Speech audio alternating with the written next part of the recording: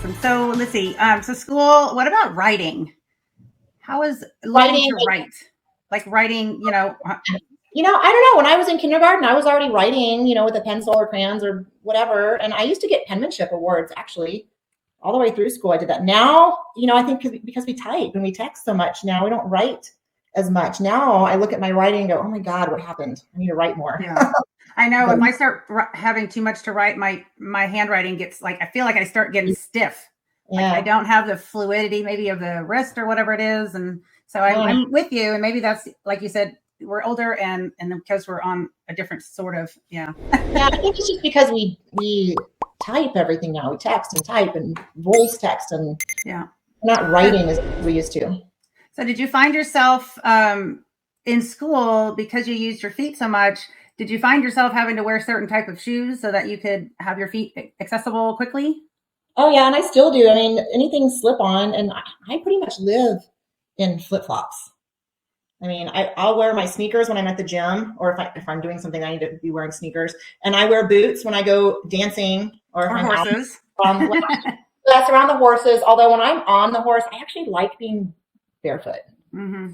I don't like saddles, and I feel like because my feet are my hands, and I want to feel the horse, and I don't know. I like having my shoes off. That makes sense to me, because I know for me, because I grew up in horses and everything, and I remember being a kid and loving going barefoot and bareback, and just, there's something really special about feeling that freedom. And then for you, because you don't have the sensation of being able to pet that horse with your hands, I'm sure that you want to be able to feel that animal with your foot. I could understand that. Yeah, because I want to just be able to connect and just feel them. And I just prefer a bareback pad. Although I just ordered a new bareback pad with stirrups, because we've been working on tying the reins to the stirrups to be able to steer the horse. So, because I'm trying to learn how to ride on my own, not with someone else holding the reins or ponying up to another horse. Just, I want to be able to ride on my own. So, and it's something I've always wanted to do. So I'm working on it. And it seems like tying the reins to the stirrups works pretty well. So I just ordered a bareback pad that has stirrups. So. Well, definitely having the right horse for you is key, right? Like having a horse that has a calm nature, calm demeanor, and willing to work with you in a way, right? And become that team. And those horses are super special when you find that one. But have you seen all of the stuff that people do with no bridles, where the horses learn to go off? It's called bridleless. And they work off of their legs. Yeah, it's just your feet and your seat, really. Mm-hmm. And I don't know. I'd have to find a horse. I don't own a horse, and I don't know that I want to own a horse. Yeah, it's a big responsibility. But I've got friends with horses, and there's lots of places around here. So yeah, I mean, if I had a horse or knew someone who had a horse that would be willing to, work with me on training the horse that way, that'd be great. The horse that I was on, and hopefully will be on again, he's my ex-boyfriend's horse, and he's a lover. His name's Romeo, and I get choked up when I talk about Romeo, just because I'm not down to see him all the time. But he's really sweet, and he was very patient. And he can be a butt. But I just tell him, I said, Romeo, I'm different. I need you to cooperate with me. I need you to, assist me a little bit here. And he listens to me, I'll tell him, hey, put your head down, and he will. I swear, this is just, they know what we're saying. They know.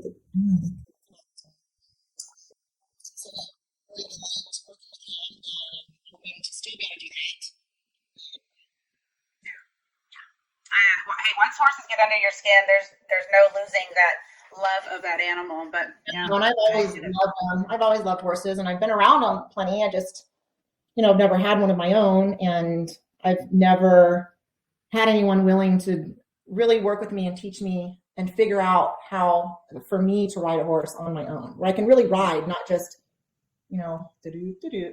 So, I'm working on it. All right. Well, we're going to take a really short break. We're going to come back to talk more about horses here in a few minutes. And when we come back, I want to talk to you about being a mom and what that was like, having children. So don't go away. We'll be right back.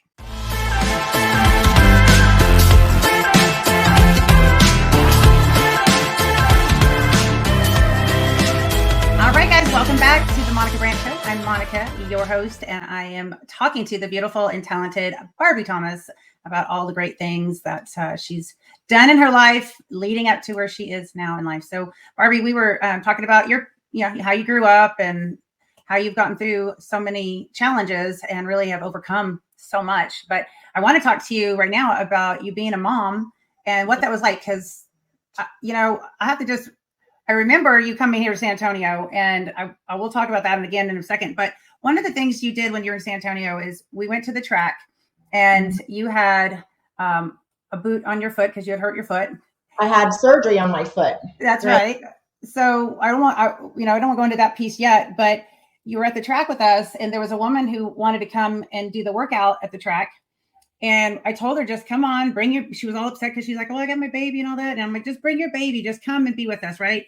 And she brings her baby. And so you're like, I'll take care of the baby. And I just remember you handling this baby and literally just being that mom for that hour, 2 hours, whatever we were at the track. And it was so sweet and interesting and cool that you could do all of that. And I know that I'm like, that was just like a very small little window of being a mom. So let's talk about you being a mom and what that must have been like to, now you've obviously had to take care of yourself all these years, and now here you are a mom. You've got 3 children?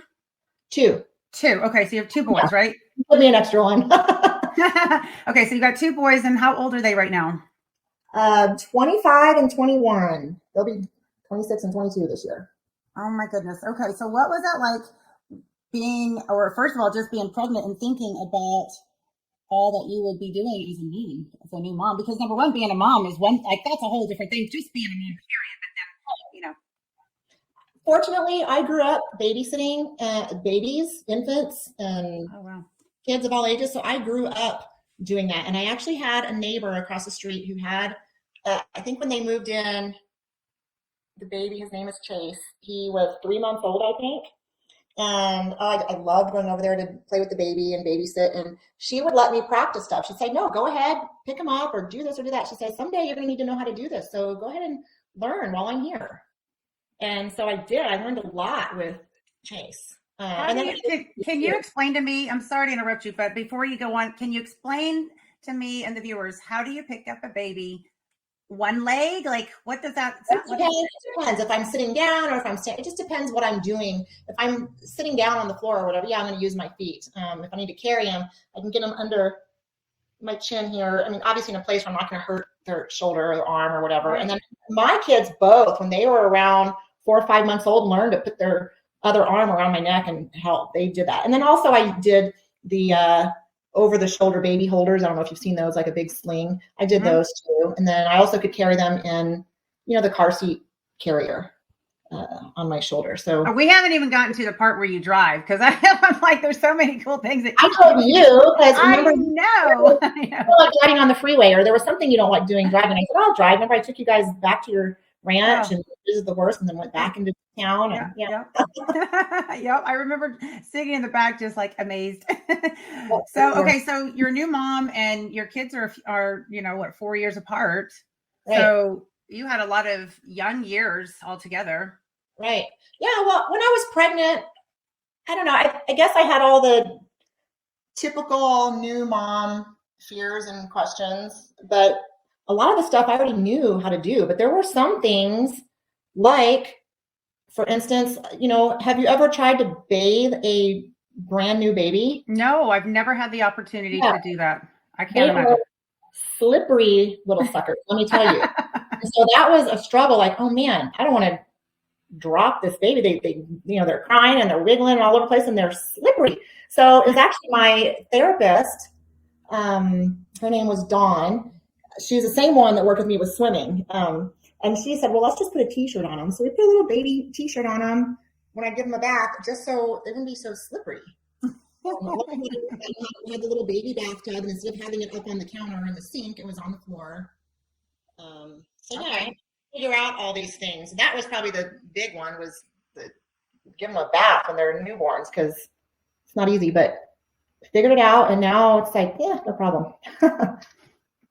Well, if I ever come to that place, I'm going to be like, Barbie, how do I do this? I'll come stay with you and help you. Well, I think that's so cool that you had the opportunity as a young child to get to babysit, that people were willing to allow you to come and love on their children and learn. And what a blessing for that. And, It was. you know, I babysat all the time. So yeah. well, and you wonder, I wonder too, like those children that you babysat, there, and if you could go back and do some kind of like study like this, but think about if there was a way to do a study on that child that you were babysitting or the children that you babysat over the years, like how did that affect them positively in their life, where they may not have even known until they're older in life, and maybe there's some way that it really affected them in a really powerful way, and like God could have used that time where you thought it was about you learning, but it was really about that child growing in a certain way that enabled them to be a different person as they got older, or have a different understanding of people, or something that God's using them for, but there's, it would be a cool study if that could have been done, but I guess I've never thought about that. little different. What my brother always calls them like a paradigm shift of them, paradigm shift, where you kind of like, oh, okay, I can think of it like this instead of like this. Right. Yeah. That's cool. That's awesome. I don't. Well, I grew up so far out in the country. There was really no one to babysit around me. I was like a young girl. I think our neighbors had a young daughter, but I didn't. She was much younger, so I was always kind of probably in and out and going. But and then maybe I stayed at their house once or twice to take care of her. But she was easy. And then I was the young one. My brother and all his friends were all older, so I was like, I never really got to babysit anybody, and that opportunity. What's interesting is both of my kids, both boys, didn't realize I didn't have arms or hands until they were about 3 or so, three and a half, both of them. Oh, wow. I noticed that other people's kids, the ones that are around me all the time, they're also about 3 years old before they start figuring out I don't have arms. It's kind of cool. Yeah. I was like, wow, this is the one person in the whole world that doesn't know I'm different. Actually, I just told this story. I'll tell you too, because it's a fun story. Okay. But I had a massage earlier, and we were talking about the funny things kids say, and I told him this story. So Jordan was about 3 and a half, and we were sitting in the kitchen eating breakfast, and he said, "Mommy, why are you eating that way?" I said, "What do you mean?" He said, "With your foot." I said, "Well, I eat like this all the time." "Well, it's because I don't have hands, so I use my feet. My feet are like my hands." He said, "Well, where's your hands?" I said, "They're up in heaven with Jesus." Oh, he got mad, and he goes, "And he won't give them back to you?" And I said, "Well, someday when I go to heaven, I'll have my hands back. I'll be whole again, and I'll get to have my hands back." And he said, "Okay, Mommy, and then I'll teach you how to eat." Oh. So, I love that story. Oh, that's so sweet. Yeah. Oh my goodness. So were your boys helpful as they got older and understood, were they willing to be helpful and kind of, or were they still just, there might have been times, I guess, that they were and then they weren't. I don't know, but when they wanted to be, obviously. Yeah. I think my kids were pretty normal kids. I think they had to be a little bit more independent than other kids, maybe, because they had to be a little bit more helpful. But I don't know. I think kind of like normal kids. They were helpful when they wanted something. Wow. So what do you think? What do you think was other than washing the babies, what do you think, like, as they grew, was there anything that you can think of that was like some of the harder things that you maybe didn't expect to be harder? Yeah, but it was more so dealing with other kids at school. Okay. So I used to go when they were in elementary school. I'd go every year and talk to their class, tell them what happened to me, explain how I do everything, let them ask me all the questions, and I would demonstrate all the things. It's always, how do you do this? How do you do that? And I would do that, and I would tell them, hey, if you have more questions, just ask me when you see me. When I come pick up Jared or when I come pick up Jordan, then you can ask me, but leave Jordan and Jared alone. Like, they don't want to be bothered. Because they don't. It got really old for them. The kids always pestering them with, questions about me. Right. So they did. They would ask me questions a lot. And then as they got older, especially with my older son, Jordan, I think kids learned they could really push his buttons if they said something about his mom.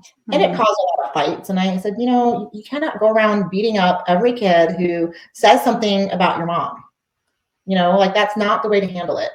I'm glad you have my back and you're standing up for me, but you can't just go through life beating everyone up. That's not, Mm. you have to learn to remember they're trying to get a rise out of you, number one. And when people are like that and they want to say rude things, say mean things, it really only says something about who they are.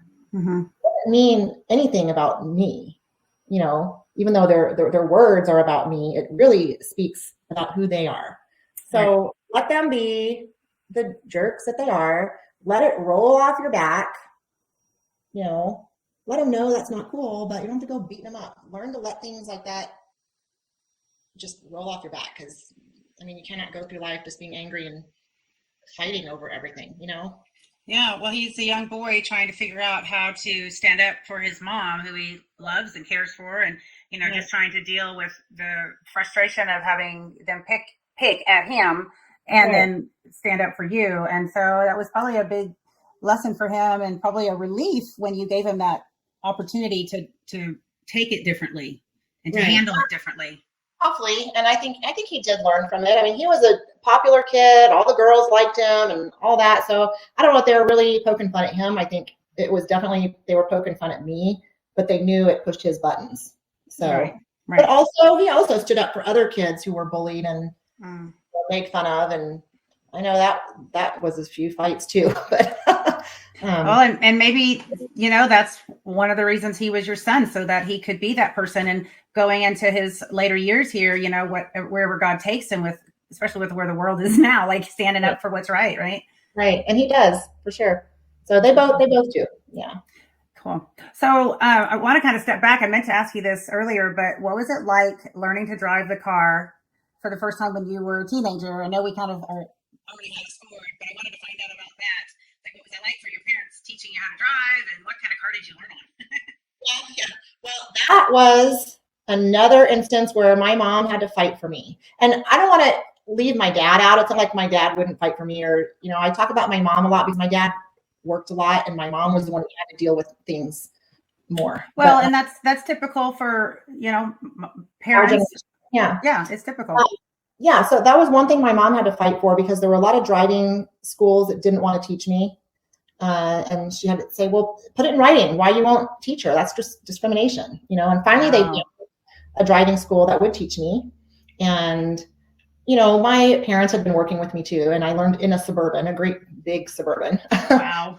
Yeah.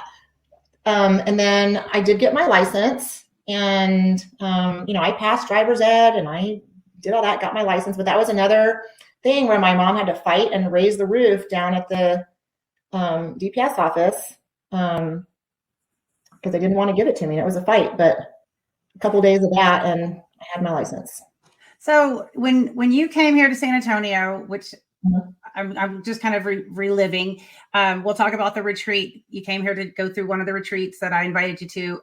And I remember we're talking about you coming and your flight and all that. And I remember asking you if you needed me to pick you up, and you're like, nope, got it. And I was just like, and I guess this is why people have so curious, like, okay, well, how do you drive? And it's so crazy. And so I guess, and I know you can talk on this more, but I believe you have a device that helps you drive, right? Because how do you, and I know I was sitting behind you, but I wasn't, your feet, but how do you steer and put your foot on the gas and all of that? Is it one foot doing one thing and one foot doing one thing? I was going to say, I have 2 feet, lady. So I use my right foot on the steering wheel and the turn signal, and I use my left foot on the gas and brake. I do not drive a stick shift. No, I was going to say, when I was in high school, I had a friend who had a stick shift, and we did. She would shift, I would drive, and she would shift. Just don't tell my parents or her parents. That's fun. Okay. Wow. Okay. For whatever reason, I guess I thought maybe that there was something you had that would help steering but I don't know. I think I was so amazed that I was just, and I, it was at the end of the big event, and I was probably just like, this is crazy. So that's how you learned as a child then too. You had the same system, and you've got some long legs, so that helps, right? I'm thinking left foot work for me. I've got to have something with some room, and typically I'm a truck girl. I like trucks. I have an SUV now, but it's got to have room because I do have long legs. Yeah, exactly. That's awesome. Yeah, because you drove very well. And I don't remember if we were talking about like me. Is it night driving? Maybe it was driving at night. I can't remember. Yeah, it was at night, and then I seem to remember there were barricades or something on the freeway. Oh yes. All of the construction and all of the cement barricades, they make me really I don't want to use the word fearful. It just I have a hard time with them because of my eyesight and the depth perception of them and everything. And so I know that now the highways are finished, so like they're not at least where we are right here, right? Well, right now, right? They're never totally finished, right? But where they were when you were here, because I remember like, oh, I don't like to drive on that, and so you're like, I got this, because we drove out to the barn and go spend some time with the horses out there. Right. Okay.